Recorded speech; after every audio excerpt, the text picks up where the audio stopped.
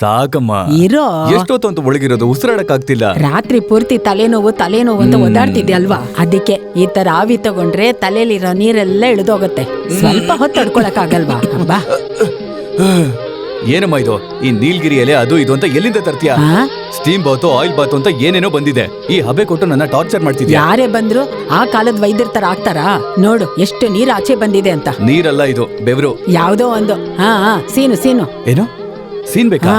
ಅಲ್ಲಮ್ಮ, ಡೆಲ್ಲಿಗೆ ಬಂದು ಇನ್ನ ಬದಲಾಗಿಲ್ವಾ? ಯಾಕೆ? ಡೆಲ್ಲಿಲಿ ಯಾರು ಮೂಗ್ ಸೀಟಲ್ವಾ? ಸೀನ್ತಾರೆ. ಮತ್ತೇನು? ಹಾಗೆ ಈ ಕಷಾಯ ಕುಡಿದ್ಬಿಡು. ಅಯ್ಯೋ, ಇದು ಬೇರೆನಾ? ವಾಸಿ ಆಗ್ಬೇಕು ಅಂದ್ರೆ ಕಷಾಯ ಕುಡಿಬೇಕಪ್ಪ. ಅಷ್ಟೇ ತಾನೇ? ಜುಟ್. ಎಲ್ ಹೋದ?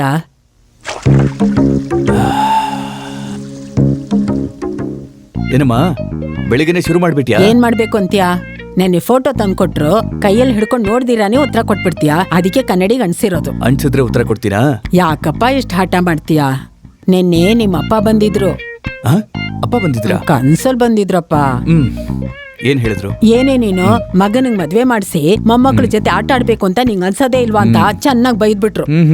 ಬಂದವ್ರು ಹಾಗೆ ಹೋದ್ರ ಅಥವಾ ಡ್ಯೂಟ್ ಏನಾದ್ರು ಹಾಡಿದ್ರ? ಹೋಗ, ಆಡಕ್ ಸಾಧ್ಯನೇ ಇಲ್ಲ. ಯಾಕೆ? ಯಾಕಂದ್ರೆ ನನ್ ಕನ್ಸಲ್ ಬಂದಿದ್ರಲ್ಲ. ಬಂದು ಲೇ ಮಗನೇ, ನಾನ್ ನಿಮ್ಮಮ್ಮ ರಂಗಮ್ಮನ್ನ ಮದ್ವೆ ಆಗಿ ಪಟ್ಟ ಕಷ್ಟ ಸಾಕು, ನೀನು ಮದ್ವೆ ಅಂತೆಲ್ಲ ಸಿಕ್ಕಾಕೋಬೇಡ, ಜಾಲಿಯಾಗಿ ಬ್ಯಾಚುಲರ್ ಲೈಫ್ ನ ಎಂಜಾಯ್ ಮಾಡು ಅಂತ ಹೇಳಿದ್ರು. ಅಪ್ಪ ಅಲ್ವಾ, ಪ್ರಾಮಿಸ್ ಮಾಡ್ಬಿಟ್ಟೆ. ಅಯ್ಯೋ ಏಯ್